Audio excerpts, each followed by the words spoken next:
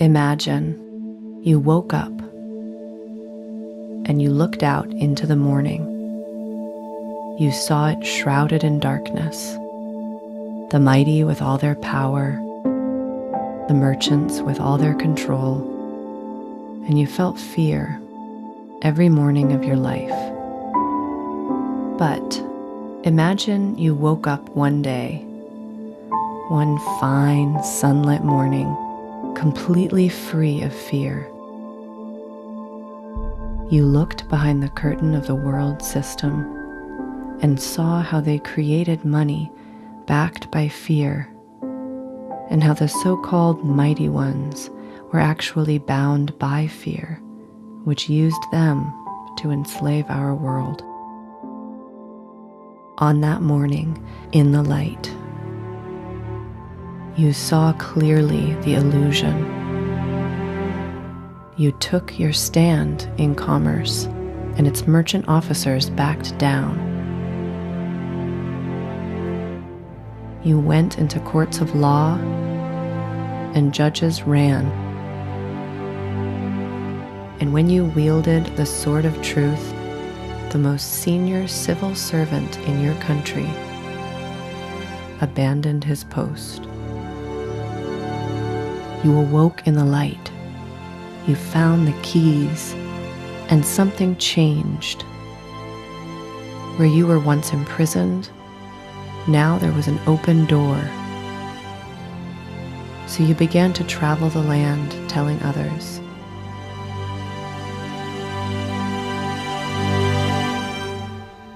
Speaking the truth of a bright, sunlit morning.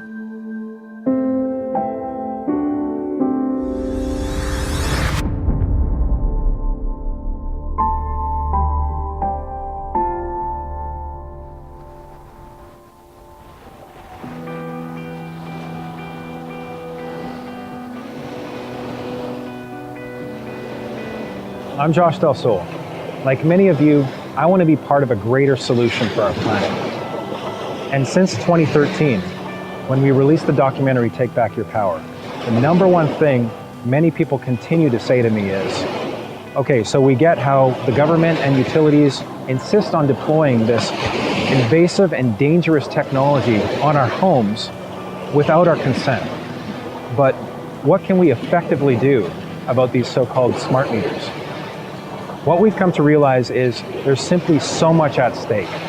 And there are good people within the socio-political system, but the system itself is corrupt. So what is the next step?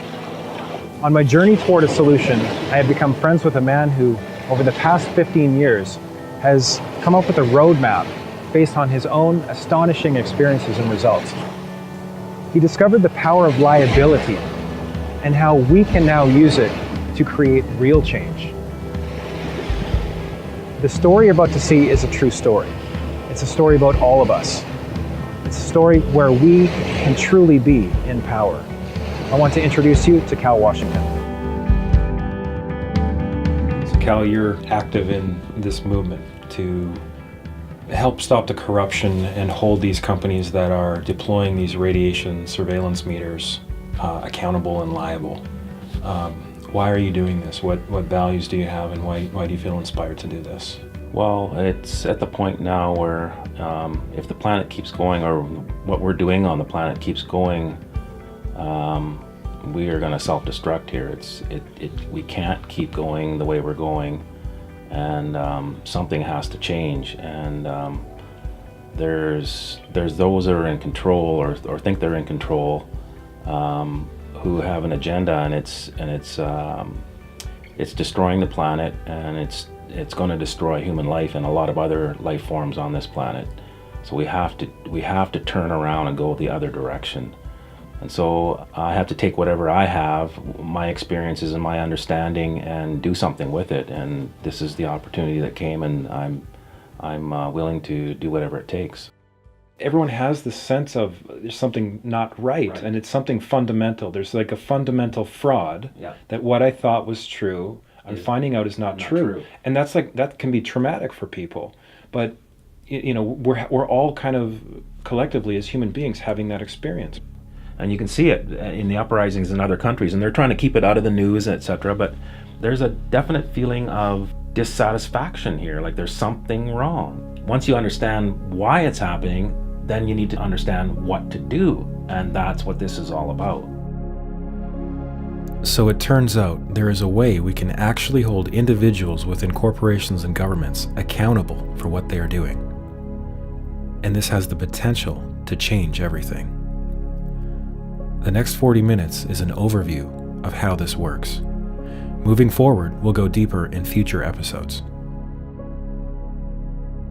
So Cal, what is this notice of liability process that you have helped to create that we are bringing out? How would you describe it in 30 seconds or less? It's basically a counter offer of a contract that is being implemented to put a device on everybody's house. They've got us into a tacit agreement. This clarifies it and expresses the counter offer in such a way that those that don't want the meter can say, I don't want a meter, and if you do put a meter on my house, it's going to cost you X amount of dollars per day, per month, per week, whatever, however you want to do it, in order for you to carry out this contract.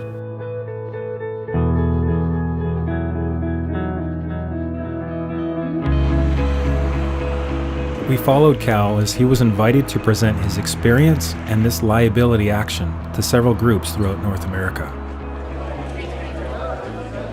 So what's happened here with the smart meters is that they have given you an offer to put a different gadget on your house. You already had a contract, they're trying to change it.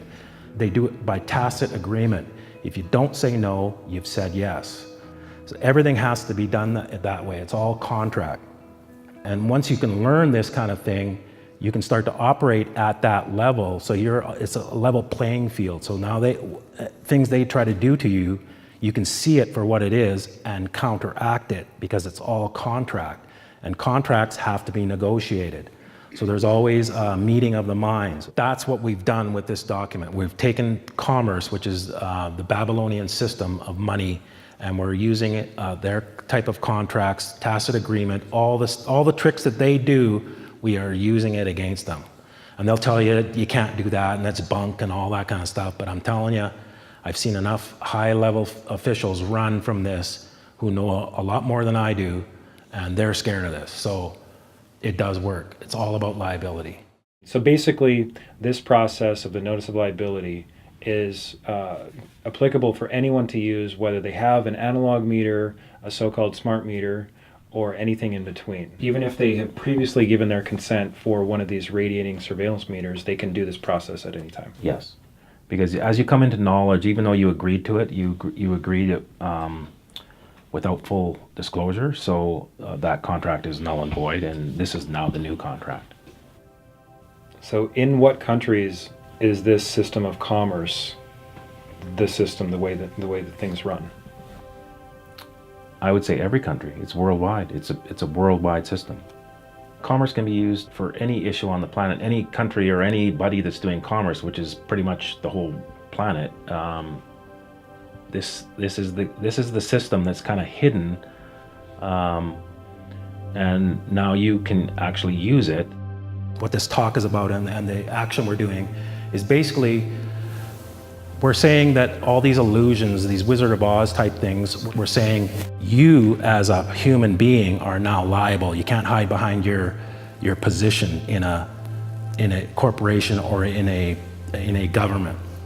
What I've noticed in all my dealings over the last 12 or so years is everything has to be done by contract because there's no authority. It's all commerce. Once you understand that and you operate at that same level as them, not in ignorance where they've tried to keep you, the game changes. It's a game changer. You're now playing the proper game in the proper court. Put it this way, a game, there's a board that has a bunch of squares, some white and some black. They've got you playing checkers while they're playing chess. It looks the same. Once I got into this liability thing, I had some key public officials step down when they got their notice of default or when bills started coming. And it was always about 3 or 4 times, it was on the very day they got mail. And then other cases, it was about a week or maybe 2 weeks later. I'll tell you who quit on the day that he got mail. And you look this up. It was written in Maclean's and the Globe and Mail and all that stuff. Kevin Lynch. He was the clerk of the Privy Council.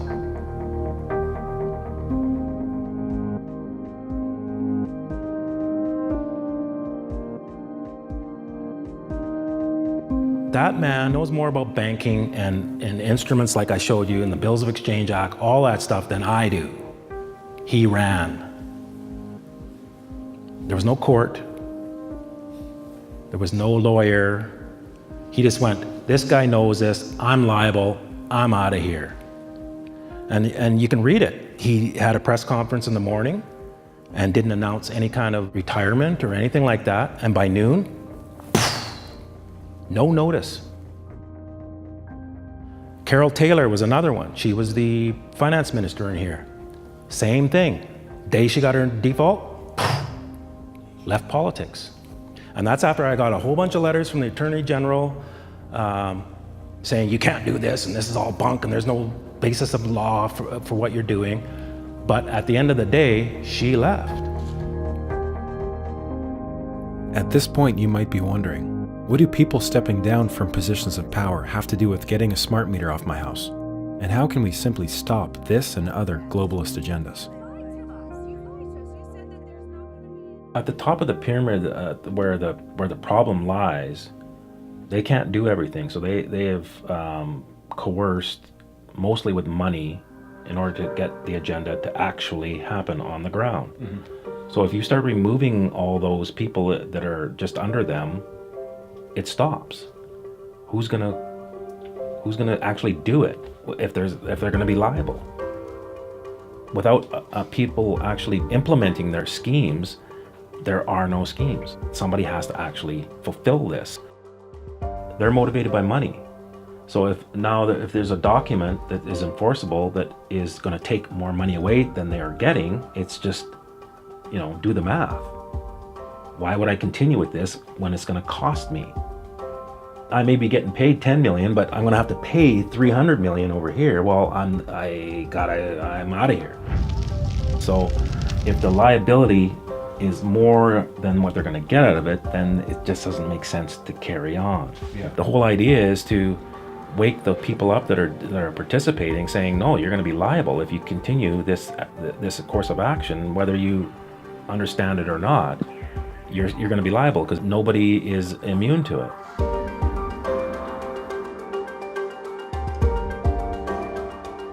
In a few minutes, we'll look at some initial seed group results and how the action works. For now, let's look at how the current corporate rule has actually been functioning, so we can take back our power on multiple levels. So Cal, in the United States, how is it that we the people appear to no longer have our constitutionally recognized rights? Mostly because there's an assumption that you've given up the rights in order to receive benefits from the corporation. Social Security being the biggest one. The fact that you're taking benefits from a corporation means you have to also obey all the rules, so they just start to use that as leverage in order to get their agendas through, so that we're agreeing to all of this. Most of the countries on the world are corporations, not really countries. They're operating as countries, but it's really a business. And they're in the business of, they create laws in order to make money, so that's why when you get a speeding ticket, it costs you $119. Anything you do that breaks some kind of statute, you pay. It's just a business. It's not teaching you anything, it's not making you a better human being or anything like that, it's just a way of paying. I needed to verify that countries are actually operating as corporations. It didn't take long to find that in the US Code, United States is defined as a federal corporation. And on the US Securities and Exchange Commission website, Canada is in fact listed as a company located in Washington, D.C. And we go and vote every 4 years thinking we're going to change something. And anybody that's voted for any length of time knows very little changes. It just seems there seems to be an agenda that always is running in the background, and it doesn't matter who you vote in, the agenda keeps going.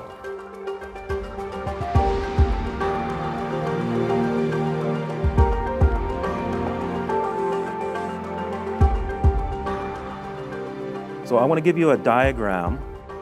This is the basic idea of how a jurisdiction works.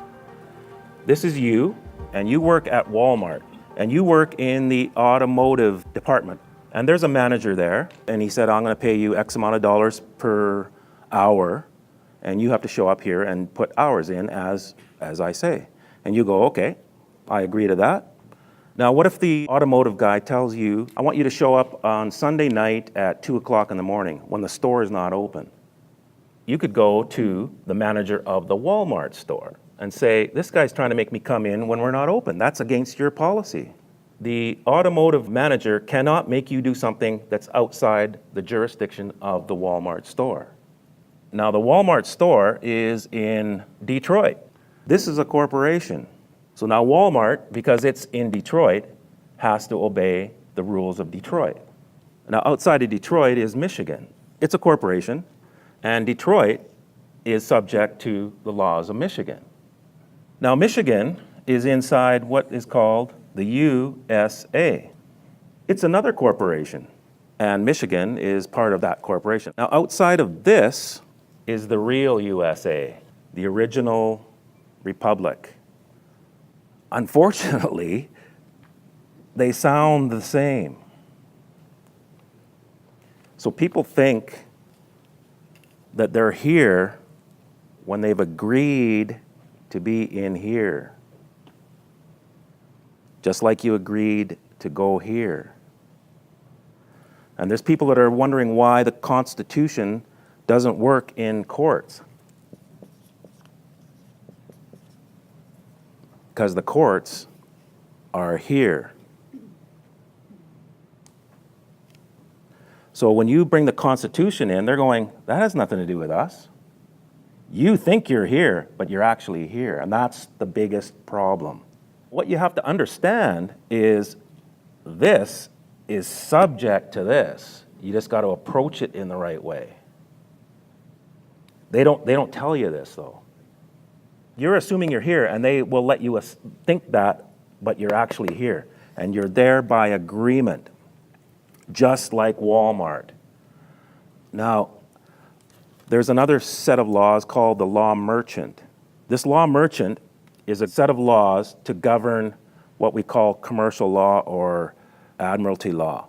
Outside of this USA, and actually part of this Republic of USA, which is the original, this is where the Constitution is what's called the common law.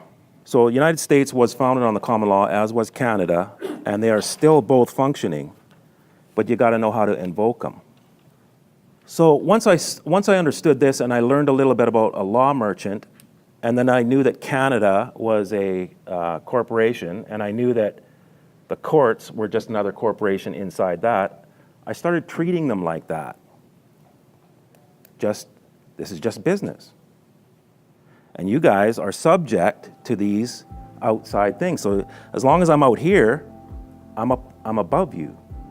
And so I started trying stuff. I went into court, and we usually wait outside the courtroom because I don't like doing all the bowing to the judge. It's very ritualistic. So we waited till my name got called, and we walked through the door. Big door out because it got paged. They obviously called the case in the courtroom, and then when I didn't show up, they page outside. So we walked through the courtroom, and as I'm walking into the courtroom, the judge is running off the bench. Full flight. Cape blowing, out the door, and I went, what was that? And everybody else in the room was the same thing, like, what's going on? And so the sheriff goes, all rise? Like a question, I guess we're having a break? Do people have lesser rights if they're represented by a lawyer or by an attorney? Well, your rights never disappear. You waive them in order to be represented by somebody else. A judge will look at your actions. So if you come in saying, I got this right and I got that right, but you're represented by a lawyer, he's going, no, in his mind, he's just looking at you, no, you don't get it. You don't have those rights. You can say that all you want, but you've waived them. So he will assume that you don't have those rights, and he will make his judgments safely accordingly. Is that why traditional legal processes, especially in issues of magnitude such as the worldwide agenda to deploy radiating surveillance meters, is that why traditional legal processes don't seem to be successful? Exactly. Because they've taught you to go and fight down here, play this other game in courts and all that stuff, and that's what we believe is where the remedy is, and they're just looking at you, well, sorry. We have already seen in Take Back Your Power examples of how the system has singled out and wrongfully arrested a handful of those on the front lines. It's a tactic meant to inspire fear of speaking out. Let's hear about Cal's experience on the front lines a few years ago, which led to the foundation of this liability action. After the judge ran off the bench, I got arrested probably about a year later for driving without insurance. They thought, well, let's go after this guy. So they arrested me at work, and I ended up doing 60 days in jail. Throughout this 60 days, my friends put in a promissory note for my incarceration because this is just a business. My incarceration has to do with money. That's all they're interested in. So they put a promissory note in and said, can you let our guy go, right? Basically paying for my incarceration. So after my 60 days, they finally found me guilty. She gave me a $1,200 fine. She tried to impose a 5-year driving prohibition, and she gave me 1 day in jail. So I said, well, if you try and give me the 5-year driving prohibition, you're going to be causing me harm. So she dropped that right away, and the prosecutor went, like, why did you do that? Because I'm treating her like a business. I'm negotiating with her. And she knew it. So she dropped that. And then I said, on the 1 day in jail, she gave me 59 days credit. So I said, I want to talk about the 59 days credit, because that seems like how do I get 59 days credit, right? So I got 1 day in jail and 59 days credit. So she said, okay. All right, this is an important point. In offering the 59 days credit, right after Cal just did 60 days, the judge publicly admitted on the record that Cal was wrongfully imprisoned. But you can't give time back, and both the judge and Cal realized this. I said, the 59 days credit that you just offered me, in business, has to equal the amount of a promissory note that was put in by my friends. And she goes, what? And I said, there was a promissory note put in by my friends. She goes, what? And everything's done in threes. And so I started to say it again, and then she goes, okay.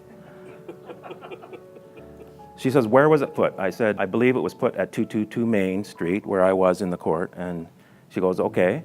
And where in the courtroom? I said, with the clerk of the court. She says, okay. So I said, I want the 59 days credit you just offered me to equal the promissory note that was put in. And so she said, okay. And she goes, how much was the promissory note? And I said, $300 million. Yeah, that's exactly what happened.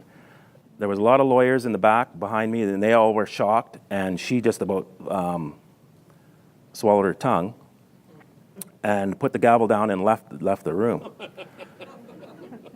So I made a deal with a corporation called the Court, with the banker that's sitting on the bench. Through all that, I ended up writing a document very similar to what you're going to see.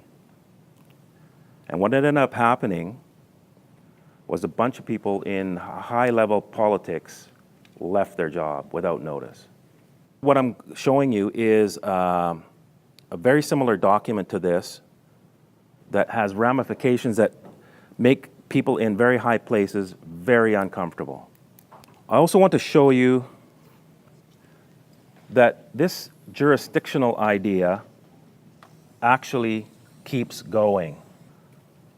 So the document that I've written goes into these upper jurisdictions, which are what we would call spiritual jurisdictions. Now, they're not seen, but I can tell you when you start to write documents to the Queen, etc., which I did, and call in her oath, you start to see them getting very squirmy. So you know something's there. And will, to the best of my ability, and will, to the best of my ability, preserve, protect, and defend preserve, protect, and defend the Constitution of the United States. the Constitution of the United States. So help you God. So help me God. So when government officials in the United States, for example, swear an oath to defend the Constitution, they do so up here. But meanwhile, they're running their corporation down here and assuming we're all down there with them, because that's what our actions indicate. When we receive benefits from the state, or when we petition or appeal, or even when we vote, we are doing so down here and thus agreeing to their claim of legitimacy. So the next time the age-old question comes up, how the heck can they be getting away with this? You now have your answer. It's by our unconscious agreement. But as the system of oaths is still running up here, that tells us that the Constitution and the Republic are both still functioning. Public officials that, like the governor, they've all taken an oath of office. They've only promised to do one thing. That's all they promise is they support, when they take an oath of office, they say, I promise to support the Constitution. All you have to do is accept their oath, and this is my strong opinion, because I'm just looking for a way to stop the madness. They've taken an oath to support the Constitution. If you accept their oath in writing, then they're obligated, there's a contract between the two of you. So if they don't honor your constitutional rights when you put them on notice, in my strong opinion, through my research, then they're not protected by their title. They're personally liable because they've stepped outside their role. So once we're aware of this, we can then operate from up here. We can call any government agent on their oath, and we can invoke their liability. By the way, this is the same setup in Canada and virtually every country. We'll learn more in episodes to come, but for now, let's investigate more into how all this is actually working on the ground.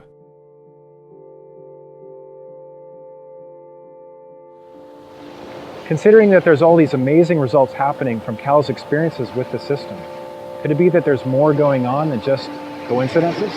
You look back at all the coincidences that I had, it's staggering. So you even the most analytical mind would go, no, there's something going on here. So that's why I kept going forward with certain things and dropping other things, because I could see what was working. We learned a deeper commerce, which is very similar to what notice of liability is, and through that process, once I got to the default stage, that's when a few people left office. 2 ministers of finance, and possibly at least 2 others, but 2 for sure were knee-jerk. About 8:30 in the morning, I got a call from a friend, and he goes, "Do you have anything to do with Kevin Fulton?" And I went, "Faxed him something last night." He said, "Well, he stepped down this morning." I said, "Well, it might be a coincidence, but this is before 9 o'clock. Like, he's out of there. It's on the news, right?" By the end of the day, I think 3 others had stepped down, and by the end of the week, 16 were not seeking re-election. So then I got the federal type people involved and saying, okay, now your office, here's what your mandate is. You have to do this, and if you see a crime in progress, you have to do something about it if your position has that as part of its mandate. So that's how I implicated all the federal people, because here's a crime in progress, you need to do something. Mm-hmm. They didn't. So they went into default. And that's when the clerk of the Privy Council stepped down. Do you ever have any people like on judges or politicians or people like within that box encourage what you're doing? Maybe they're wanting to get out of it, but they wanted to support what you're doing? This is even in the beginning. I had some judges, because of the questions I was asking, I had one judge go, "You seem very sophisticated, keep going." And I was like, "What do you mean?" I didn't understand what that even meant, right? But she could see that I was asking the right questions that would get to the root of the problem. And she said, "Keep going." And I had police officers who would shake my hand at the end of our encounter and also say, keep going, I know what you're doing, keep going.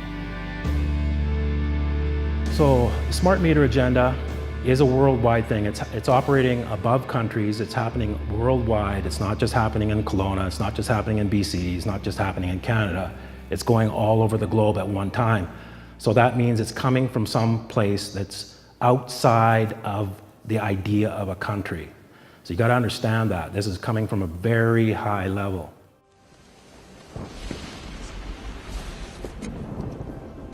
Let me tell you why you're here. You're here because you know something. So let's pause for just a moment and reflect on where you personally are in your relationship with what you're learning today. If you're feeling like this is all too much information at this time, we encourage you to take what resonates and set aside the rest for now. Tomorrow?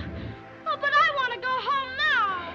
You're not around. And keeping in mind that you can engage in the solution coming from pretty much any perspective.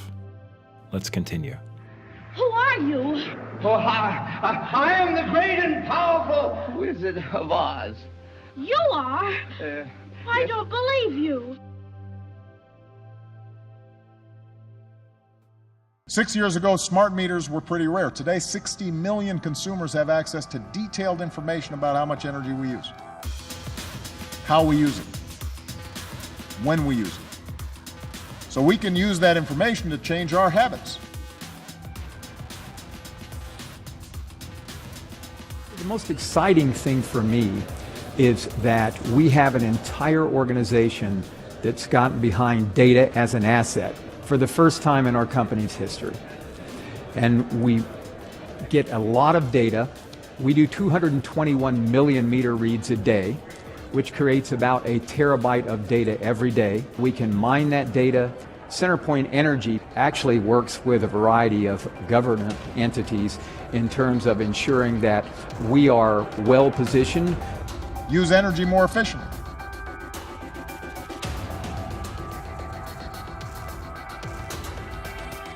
Change this fast presents new opportunities.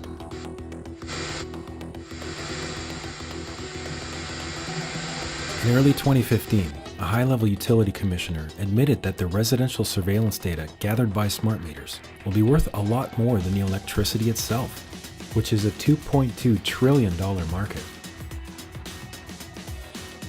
So how far would they go, the corporate elite masquerading as government, on their conquest for money and power? What you're about to see may truly shock you, but it is very important now that we all see the type of mentality and the policy think tanks of our so-called government. I frankly think that crisis initiation is really tough. And it's very hard for me to see how the United States president can get us to war with Iran. Which leads me to conclude that if, in fact, compromise is not coming, that the traditional way of America gets to war is what would be best for U.S. interests. So if, in fact, the Iranians aren't going to compromise, it would be best if somebody else started the war. We are in the game of using covert means against the Iranians. We could get nastier at that. I would just like to suggest that one can combine other means of pressure with sanctions. I mentioned that explosion on August 17th. We could step up the pressure. I mean, look, people, Iranian submarines periodically go down. Someday one of them might not come up. Who would know why? War is a game to the sociopathic. Human lives expendable. Rights unimportant. This disgraceful example we just saw is relevant to us because we find the same way of thinking behind all agendas bent on control and money, such as the deployment of so-called smart meters. Take away the propaganda and spin, and we see a silent war with quiet weapons, which undermine, infiltrate, and colonize.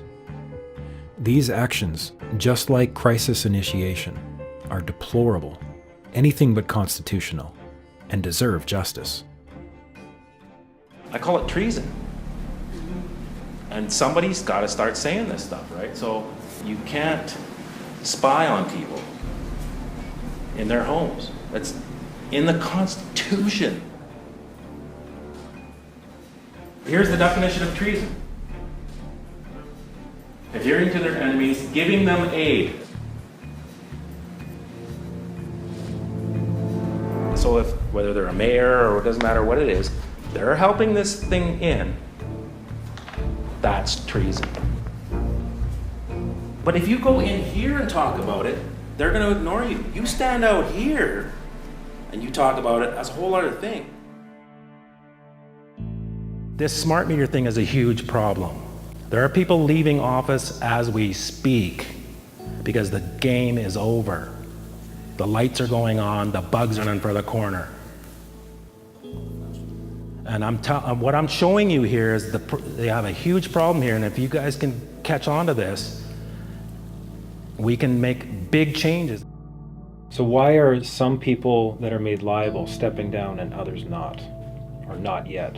Well, it comes down to those that are really vested with the situation that are psychopathic are probably not going to step down because they just thought that they have a way of thinking that's different than how most humans think. So there's that case. There's the case of what a lot of people do is they take this stuff to a lawyer, and the lawyer goes, "No, this is bunk. Don't worry about it." So then they take the advice of a lawyer because that's how they've been trained. There's other information out there, and there are some lawyers who understand this. So I'm trying to teach you how the game that they're playing at their level, and this is what scares them, because they have to take the liability. As Cal was customizing the liability action for the smart meter issue, 3 initial groups in 3 different regions have applied it, and the results have been interesting to say the least. A couple of years ago, I demanded that they show me a signed act, who signed it, and who's indemnifying the Clean Energy Act, and I got no response. So then, once I got to that stage, they were basically in default, but I didn't send them the default notice because I was waiting for you. And you finally showed up 2 years later where there's a group of people who are like gung-ho, ready to do this. And you got to the second stage, and so I sent the notice in on Tuesday. And I sent it to all the people that you sent to. There was 25, plus the 5 people that I already sent to, and I also sent to give notification in the US. So that just happened on Tuesday, so the mail would have probably been, some of it might have got there yesterday, and some would be hitting today and or tomorrow. And we'll see what happens with that. On January 30th, 2015, the CEO of Corix Utilities, the installer of these meters in British Columbia, received more than 100 notices of liability from people in Kelowna. On February 4th, he received a separate notice of default from Cal. On February 4th, the CEO of Corix Utilities resigned from office. It's worth noting that this action was also sent to the chair of the BC Utilities Commission, and in late 2015, he quietly resigned as well. Kelowna was one of the 3 initial groups that began to implement the liability action. Let's take a look at what's happened so far in the United States with groups in Seattle and Detroit. After being defaulted by just 21 people, 3 of the 9 Seattle City Council members announced they would not be seeking re-election, including one who resigned before her term was up. And on March 13th, the defaulted CEO of Seattle City Light, the 10th largest public utility in the nation, announced his resignation. In Detroit, it is all out war. The utility DTE has cut electricity to several homeowners, including the elderly as winter approaches, as part of what could only be called a campaign of terror. After being defaulted by another 21 individuals, the Michigan Attorney General began calling for a free opt-out. 4 of the 8 officers in the Michigan Public Service Commission who are being held liable are no longer listed on the Commission's website.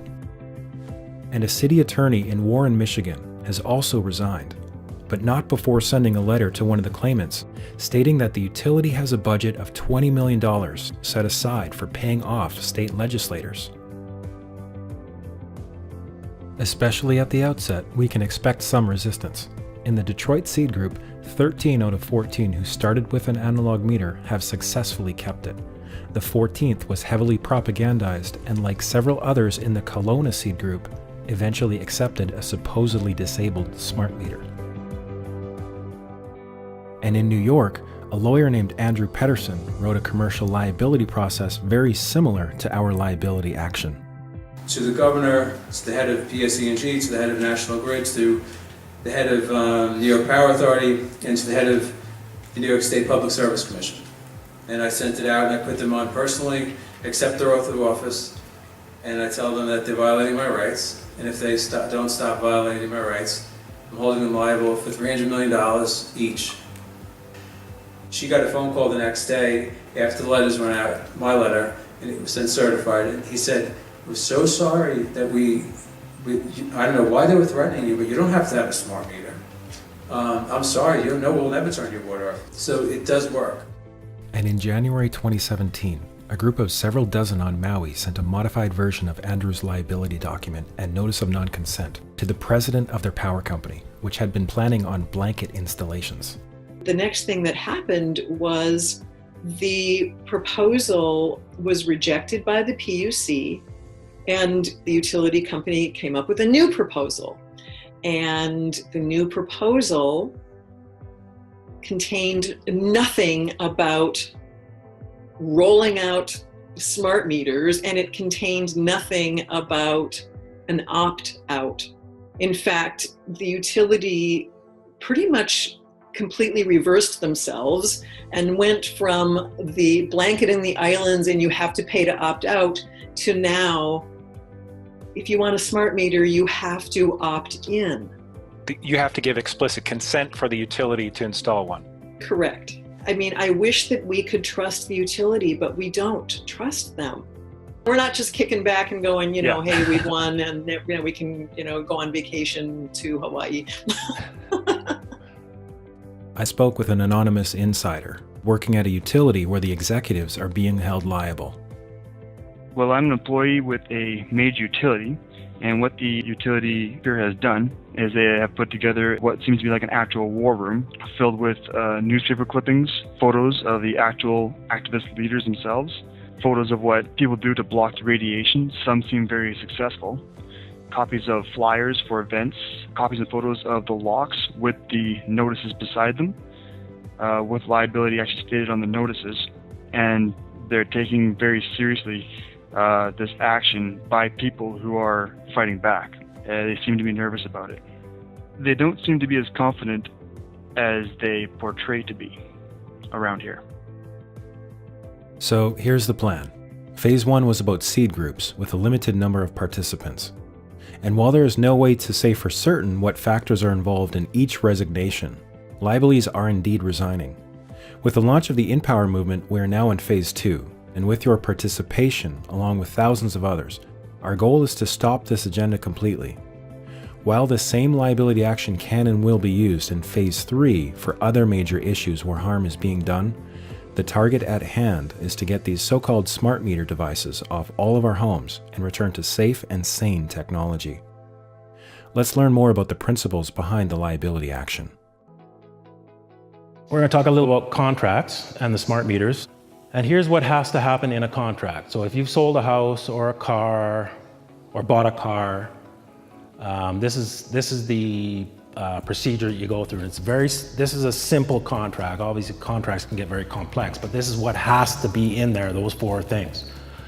So they put an offer out there, so they send everybody a little flyer or a card or something like that saying, we're about to do this. And then they wait for a long enough period of time to go by, and if you don't say no, then they go ahead. And then once there's an offer, then there's a meeting of the minds and negotiating of terms. So you have to give full disclosure. You can't hide stuff, otherwise it's an invalid contract.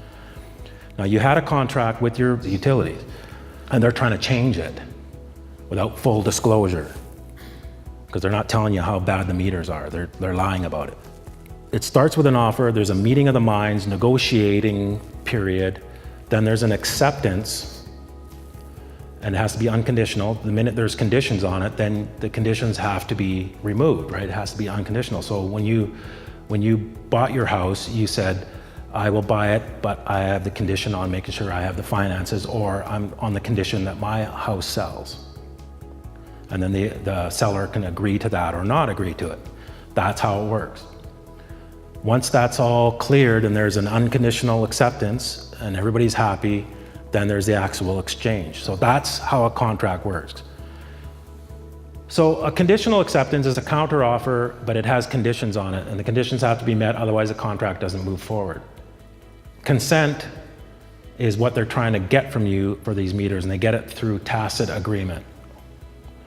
So what we're going to do is take control of that contract. And once you understand contracts, then you can get in the driver's seat of this thing, right? And there's nothing they can do because we're operating at a high enough jurisdiction that they can't get on top of you. If you come and put the meter on, I'm going to start charging you. Yeah, I'll take your piece, but you got to pay me $10,000 a day. That's my agreement. You put the meter on, it's going to cost you. Do you still want to do this contract? That's what we've done with this document. So we're going to tell them they got to remove it. It's a 3-part process because that's the system, so we have to use their system against them. We restrict the jurisdiction. They can't take this into a court. This is a private agreement, just like buying a house. This is a private contract between you and that person over there. And because they put the offer out, this is the negotiation, and these are our terms to their contract. Okay? And if you understand the power of that, because they put the offer out, they can't back out. They have basically exposed themselves to a contract. They were hoping you wouldn't understand this. So they've been cheating us because we haven't understood how it works. That's correct. But now with this notice of liability, we're giving that tool into the hands of the people. Yes. So we're conditionally accepting their contract offer to install this device that radiates and surveils us in our own homes. We're doing a conditional acceptance with our terms, including a specific fee schedule. If they can't prove that there isn't a harm, then it's going to cost them money. And so money is what makes them think that they're thinking money, right? So you have to talk to them in money terms, not in this is hurting me, and they don't care. The notice of liability does give you the opportunity to do a lien. It has the ability to have a grand jury and get people for treason in the U.S. You can use debt collectors. All those things are available once there is a verified debt. So we need to consider what our motivations are inside, because if you're into it because you want to get some money, then you're into it for the wrong reasons, and you will get different results. And so if enough people do this, it will stop because nobody wants to take liability on. What are the steps necessary after sending the initial notice of liability? Well, then you have to send in a notice of fault that they haven't answered you, if they don't answer you. And if they do answer you, but it's not how they're supposed to answer you, then you send them a notice of fault saying that this is an insufficient answer. So then you give them another opportunity, which is grace, and that's again a biblical principle. So you give them another chance. At that point, then you put them into default, and then there is no more chances. And then the billing basically can start once they either put the meter on your house or done whatever is contrary to the terms of the contract. Okay, so what do we need to do as awakening human beings who care about our planet, who care about our families and our children and our grandchildren? What do we need to do to make this potential reality real? Actually do it. That's all. Send in a notice of liability. If we, the people, actually do something, there's nothing that anybody can do to stop it. It can't be stopped. If enough people on this planet wake up to what's really going on here and fix the problem at a fundamental level, the planet would run way better, and everybody would live in plenty. Everybody would live in a better, harmonious way.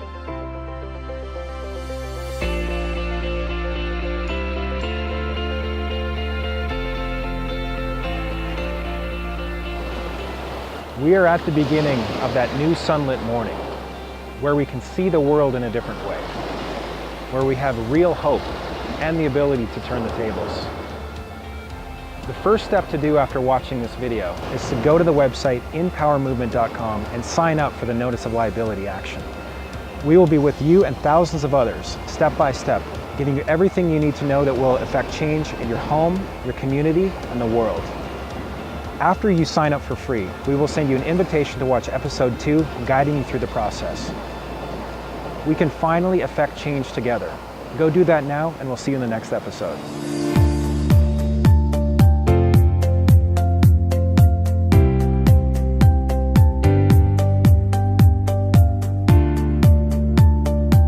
You guys are involved in something huge.